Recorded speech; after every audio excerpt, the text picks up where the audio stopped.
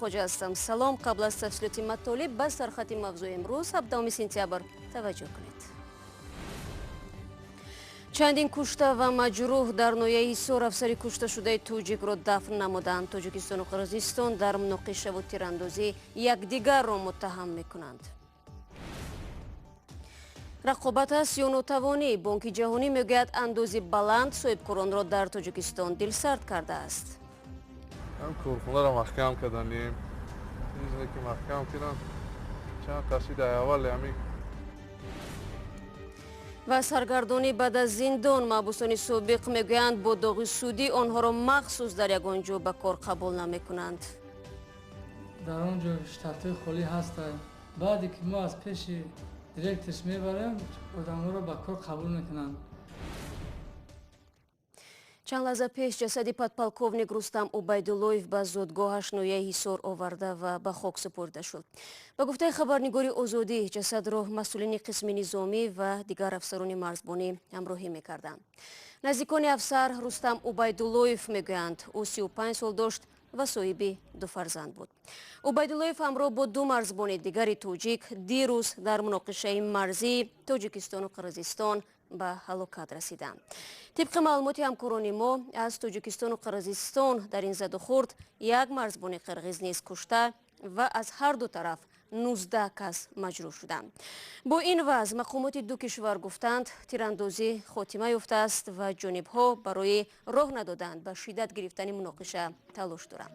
میرزا نبی خالقزاد ماجرای نوبتی و فاجعه بار مرزی را خلاصه میکند. وزارت کارهای خارجه قرقیزستان صبح امروز به نشان اعتراض قطعی در رابطه با حادثه نزاعی که در منطقه مرزی تاجیکستان قرقیزستان رخ داد و سبب مرگ سربازان دو کشور و زخمی شدن ساکنان ملکی شد به دست سفیر تاجیکستان در قرقیزستان سهراب عالمزاده نوت سپارید.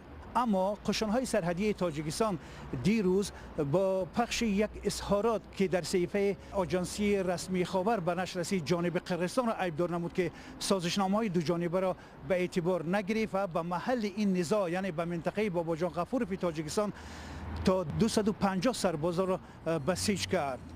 شام دیروز این نزاع برخاست و در نتیجه تیرکشایی که هر دو جانب یکدیگر را عیبدار میکنند که اول گویا که سربازان قرقیزستان تیرکش شدند و بعدا جانب قرقیزستان گفت که جانب تاجیکستان تیرکش شده است. 4 سرباز عموما یعنی به مرگ دچار شد. 3 سرباز از تاجیکستان که در همین ساعتها در نیمه دوم امروز جسد آنها به خانواده هایشان برگردانیده می شود و یک سرباز از قشون‌های سرحدی قرقیزستان جان سپارید. طور مقامات مرزبانی تاجیکستان و هم قرقیزستان امروز اظهار داشتند حالا وضع در این منطقه در دهه آبچه قلعچه ناحیه باباجان غفورف کاملا آرام است و یک کمیسیه برای مشخص کردن عامل‌ها و سبب‌های رخ دادن این حادثه مشغول تحقیقات است. طور کارشناسان میگویند سبب اصلی به طور دوامدار ادامه پیدا کردن چنین مناقشه‌ها که باعث مرگ هم نظامیان و هم ساکنان ملکی می شود این تأخیر در کار کمیسیه بین دولتی تشخیص مرز مشترک دو کشور می باشد. دیروز وزیر خارجه تاجیکستان و هم وزیر خارجه قرقیزستان با هم ملاقات داشتند و برای هر چه زودتر به ثبات آوردن و حل مسئله مرزی صحبت نمودند. میان تاجیکستان و قرقیزستان حدود 1000 کیلومتر کوادراتی مرز مشترک وجود دارد که تا حال حاضر همگی 50% آن علامت گذاری شده است و محض در اون قطعه های بحثی که تا حال حاضر از دو طرف مورد بررسی و تحقیق قرار دارند همین گونه مناقشه ها سر میزند و باعث مرگ هم نظامیان و هم ساکنان ملکی می شود. در این نامه هایی که هر دو طرف یکدیگر را گناهکار می کنند همچنین ذکر شده است که باید برای هر چه زودتر پیدا کردن راه حل دقیق و عملی آن کوشش به خرج داد. رو می‌رویم به موضوع دیگر. همین حالا در شهر ورشاوا نشست سازمان امنیت و همکاری اروپا درباره حقوق بشر جریان دارد. نشست دیروز شروع شد و الکی بعضی نمایندگان حکومت تاجیکستان و مخالفان نظر خود را درباره رعایت حقوق انسان بیان داشتند. سازمان امنیت و همکاری اروپا بارها از تاجیکستان خواسته است وضع حقوق انسان و بخصوص آزادی بیان را بهتر کند و به خبرنگاران اجازه بدهد که ناترسیده و آزادانه کارشان را انجام بدهند. сафар ки ҳоло дар Варшава қарор дорад, тафсилотро аз нишасти имрӯза барои мову шумо мегӯяд. در روز سوم نشست بزرگ سازمان امنیت و همکاری اروپا در شهر ورشاوا یکی از مسائل مبرم و آن هم آزادی بیان در سراسر کشورهای عضو بررسی شد. در این نشست مسئولان امور آزادی مطبوعات در این سازمان از تنزل آزادی بیان گفتند و افزودند که خبرنگاری نظر به گذشته به یک کسب خطرناکتر تبدیل شده است. قسم زیادی سخنرانی درباره فشار به مطبوعات مستقل، تهدید به خبرنگاران و ساکت کردن دیگرانشان بود. وفا نیتبکوف نماینده هیئت تاجیکستان از وزارت امور خارجه ضمن سخنرانی 2 دقیقه خود گفت در کشور تمام شرایط برای مطبوعات مستقل فراهم شده است، ولی به قول وی یک ایده از رسانه‌ها هستند که واقعیت را تحریف کرده می‌خواهند به افکار عموم در تاجیکستان تاثیر گذارند. وی از یگان رسانه نام نبرد و این زمان مطبوعات بین المللی و رسانه‌های بین المللی را هم متهم کرد که به قول وی به گروه‌های افراطی و تروریستی به مثل حزب ممنوعین نهضت اسلامی و گروه 24 منبر می‌دهند. در تاجیکستان هر دو سازمان افراطی و ممنوع اعلان شدند، ولی در کشورهای غربی که بعضی از اعضای این سازمان‌ها زندگی دارند به نظر تاجیکستان موافق نیستند. وفا نیتبکوف همچنین گفت 2 نشریه‌ای که در تاجیکستان از فعالیت ماندند و مثل آزادگان و پک و دلیل نداشتن پول کارشان را بس کردند، هرچند خود مؤسسان میگویند فشار و تهدید برای نوشته‌ها سبب شد که هفته‌نامه آزادگان را ببندند. واکنش بعضی از نمایندگان سازمان‌های جمعیتی از تاجیکستان که در نشست حضور داشتند خنده تمسخرآمیز بود. مشورت و گفتگو درباره آزادی بیان در حوزه کشورهای سازمان امنیت و همکاری اروپا تا شب 17 سپتامبر ادامه می‌کند و قرار است حاضران نشست نظری سازمان‌های مستقل را درباره وضع آزادی سخن در تاجیکستان هم بشنوند. اما وضع آزادی بیان در 2 سال اخیر پیوسته از طرف سازمان‌های بین المللی تنقید شده است. آنها می‌گویند تعقیب برای نوشته‌های انتقادی درباره حکومت، دعوت به اداره‌های امنیتی برای مشورت به اصطلاح دوستانه، محروم کردن از حق کار و از اصولهای ساده و رایج است که مقامات تاجیکستان برای ساکت کردن مطبوعات مستقل به کار میبرند. طاهر سفر و مارتین بوبنیک، ورشاوا. андози баланд миёни соҳибкорони тоҷикро мешиканад. мегӯянд коршиносони бонки ҷаҳонӣ ва аз мақомоти тоҷикистон даъват мекунанд ки ҳарчи тезтар вазъиятро тағйир бидиҳанд. ҳама сола мақомот дар тоҷикистон арзиши андозро боло мебаранд. бино ба ислоҳи кумитаи сармоягузорӣ танҳо дар ним соли ҷорӣ 13 000 соҳибкор тарки пеша карданд. ин мушкилотро ҳамкорони мо аз телевизиони настоящи время таҳлил намуданд ва гузоришро каюмарсиатто пешниҳод мекунад. رستم رئیس شرکت است که به نصب تجهیزات سر و کار دارد. به گفته این صاحبکار بر اضافه بلند بودن میزان انداز، ناظران پیوسته طلب میکنند که مبلغ تا 1 و یا 2 ماه پیش پرداخت شود. تفتیش های نقشوی تا حد طول میکشند که رستم برای اداره نمودن تجارتش فرصت نمییابد. رستم به خلاصه آمد که از تجارتش دست کشد. هم کارخونه را محکم کردیم. چیزی که محکم کردن چند قصید اول همین کارخونه را وکدگی شب پرایوریته کردن هیچ که محکم کردن چند باشید اول که هم کارخونه کردن 5 برجای پرایوریته کردن.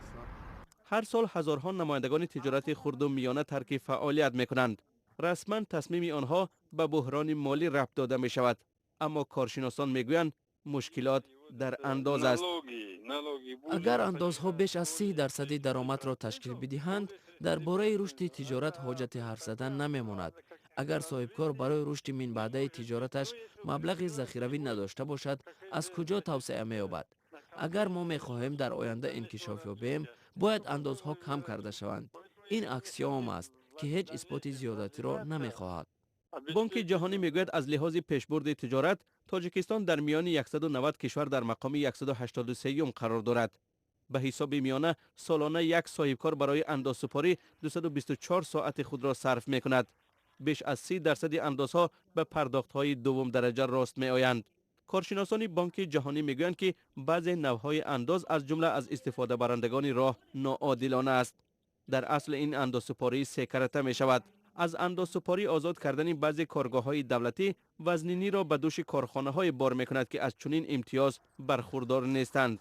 نقشه انداز را حکومت تعیین می‌کند و آن هم مسئله از 15 تا 20% بلند می‌رود. بخش علاهیده وجود دارد که از امتیاز خوبی دولتی اندازسپاری برخوردار می باشد. از طرف دیگر ما بخش بزرگ غیر رسمی را می بینیم که کوشش می کند زیر سایه و دور از مد نظری کمیته انداز باشد. در نتیجه یک بخش خرد خصوصی باقی می ماند که تمام وزنینی بر دوشش است. در بانک جهانی میگویند اگر مقامات فوراً چاره اندیشی نکنند دیگر از جای امکان ستاندن انداز وجود نخواهد داشت. فهمیش موجود است که این وسیله سیاسی یعنی امتیازهای اندازی به طور ثمرناک استفاده نمی شود. آن را باید تکمیل داد. این به حکومت امکان می دهد که با این و یا آن شرکت مناسبتی مستقیم را به راه ماند که از امتیاز اندازی برخوردار است و سرمایه علاوه‌ای را وارد می کند. با توجه به شکایت‌های زیاد درباره سرباری مالیاتی، تاجیکستان تصمیم گرفته است به کودکس اندازی تاجیکستان اصلاحات وارد کند.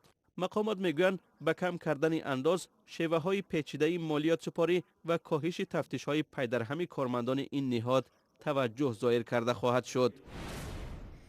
شما برنامه خبری رادیو آزادی رو تماشا دارید. همه سال صدها محبوسان توجیک بعد از ادای مهلت جذاب به آزادی میبرند. اکثریت این نفران را در بیرون از زندان امتحان دیگری منتظر است. آنها در بیشتر حالت بیکار و بیخانه و بیسند مانده چون آدمان نوع دوم شناخته میشوند. و مثل قهرمان گزارش نوبتی ما که به گفته‌اش ماه‌های دراز از یک در کارگاه به دیگری میرود ولی بی نتیجه. محمود جان رحمتزاده شکایت سابق محبوس را گوش کرد و رستم جانی گزارش را آماده نمود. 9 ماه پیش رستم از زندان رها شد. خانه پدری را در این احوال دریافت. یگانه برادرش به امید زندگی خوبتر اینجا را ماند و رفت. 27 دکتر برآمدم. شرایط وزمین خانه در این همه طول اویله‌دار نشدم. سبب شرایط بود. بعد پدرم گذشت، مادرم گذشت. از روزهای اول آزادی به جستجوی کار برآمد. او باید اینجا را به ترتیب درآورد، عائله برپا کند، زندگیش را سامان دهد. سرسان سرگردان به جای کارم. رستم حالا 39 ساله است. او قبل از زندان تاکسی داشت. یک دعوا پای او را به مهلت 5 سال به زندان کشید. 2 سال آن را نشست و آزاد شد. نمیدانست مناسبت اطرافیان با او تغییر می‌یابد. تریبوانی میپرسن داغ سودی داری؟ نمیشه. من میگم بخاطر داغ سودی داری، ما در جمعیت در کاریم.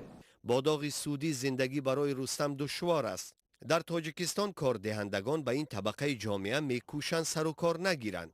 در نتیجه بیشتر آنها بیکار میمانند. در اونجا شتات‌های خالی هست. بعدی که ما از پیش دیرکتش میبریم آدم‌ها رو به کار قبول میکنن. رستم حالا تلاش دارد بیگناهی خود را اثبات کند چون که به باور او حقوقش ویران شده است. ما میخوام که در وطن خودم کار کنم، وطن خودم آباد کنم، به خلق خودم خدمت کنم. نمیخوام که به روسیه به کار برم، به مردکاری برم. رستم به این پندار است راه پیدا کردن جای کار شستن داغ گناه است. عریضه من رو از روی قانون بینن، پرونده جنایی من از سر نو بازبینی شود. به این مقصد خود چون میرسد هنوز نمیداند، اما غیر از این چاره را نمیبیند. و در ازبکستان سر از 1 январи سال 2020 قرار پارلمان درباره تنظیم توی مراسم‌های خانوادگی، جشن‌ها، مراسم‌های عزاداری به اجرا می‌دارد. این قرار روز 14 سپتامبر قبول شد. بر اساس آن مراسم‌های خانوادگی تنها یک روز از ساعت 6 صبح تا 11 شام اجازه داده می شود. این ترتیبات به مراسم های گروچوب داخل ندارد. بجز این شورای نایوی و شهری وکیلان خلقی می توانند مهلت برگزاری مراسم ها را تنظیم کنند. در حجت آمده است که در مراسم های خانوادگی شرکت تا 200 آدم اجازه است. در مراسم های عروسی اشتراک تا 250 آدم اجازه داده می شود. و با همین مطلب برنامه امروز رو به پایان میرسونیم. اگر میخواهید در جریان خبرهای روز باشید پس به وبسایت ما بروید www.azadi.org. گزارش و نوارهای جالب در آزادی ویدیو دسترس میباشند. صفحه‌های رادیو آزادی در شبکه‌های اجتماعی نیز فعال هستند. فردا صبح بر وقت نوید بامدادی تقدیم شما میشود ساعت 7 با وقت پراگ. خدا نگهدار.